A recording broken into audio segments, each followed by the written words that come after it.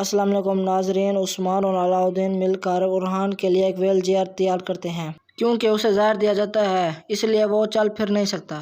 عثمان اور علاؤدین اسے مل کر بناتے ہیں۔ عثمان علاؤدین سے کہتا ہے اب انشاءاللہ اورحان ضرور چلے پھرے گا۔ عثمان اورحان کے پاس جاتا ہے اور کہتا ہے میرے بیٹے اب تم ضرور اٹھو گے، اور اپنے بازوں سے اسے اٹھا لیتا ہے اور سب کے سوالوں کے جواب دیے بغیر وہاں سے باہر آ جاتا ہے۔ اس کے بعد عثمان صاحب اسے حوصلہ دیتے ہیں اور کہتے ہیں نہیں بیٹا، سرداری صرف میدان جنگ میں ہونے کا نام نہیں، تم اندھیرے میں نہیں رہو گے بلکہ دن کے اجالے میں رہو گے، لیکن ہم تربیتی علاقے میں جا رہے ہیں، تم اپنی تلوار نہیں چھوڑو گے اور نہ ہی اپنے لوگوں کو چھوڑو گے۔ اس کے بعد علاؤدین ویل چیئر لے کے آ جاتا ہے۔ عثمان صاحب اسے ویل چیئر پر بٹھاتے ہیں اور کہتے ہیں تم نے بالکل بھی حوصلہ نہیں ہارنا، تم میرے بہادر بیٹے ہو۔ اورحان بالکل بھی کوئی حرکت نہیں کر پا رہا ہوتا۔ یہ دیکھ کر عثمان صاحب کے جاں باز اور قبیلے کے لوگوں کو بہت دکھ ہوتا ہے۔ عثمان صاحب اورحان کے ساتھ اس کی تلوار کو باندھ دیتے ہیں اور کہتے ہیں بیٹا تم ہار نہیں ماننا، ترکوں کے لیے ہار ماننا حرام ہے۔ اس کے بعد عثمان صاحب اورحان کے سامنے کھڑے ہو جاتے ہیں اور اسے پیار کرتے ہوئے کہتے ہیں تمہیں طاقت مل جائے گی اگر تمہیں امید ہو بیٹا، تمہیں کسی طرح کھڑا ہونا چاہیے، تمہیں کسی نہ کسی طرح یہ کام کرنا ہوگا بیٹا، تم سمجھ گئے ہو نا؟ جواباً اورحان کہتا ہے میں سمجھ گیا ہوں۔ اس کے بعد عثمان صاحب پھر یہی سوال پوچھتے ہیں۔ اورحان کہتا ہے میں سمجھ گیا بابا، میں سمجھ گیا۔ اس کے بعد عثمان صاحب بلند آواز میں کہتے ہیں میرا بیٹا اورحان اس کے لیے چلنا بہت مشکل ہے۔ یہ کہتے ساتھ ہی عثمان صاحب ویل چیئر کو لے کر آگے بڑھتے ہیں اور مزید کہتے ہیں ہمارے گھر میں تکلیف ہے، ظالم ہمیں ایک عرصے سے تکلیف میں مبتلا کر رہے ہیں، البتہ ہم نہیں رکیں گے، ہم ہار نہیں مانیں گے، نہ اورحان نہ ہمارا ملک۔ میرے بیٹے اورحان تم اٹھو گے تو پورا ملک اٹھے گا۔ اور عثمان صاحب کے یہ الفاظ کے ساتھ ہی اس ٹریلر کا اختتام ہو جاتا ہے۔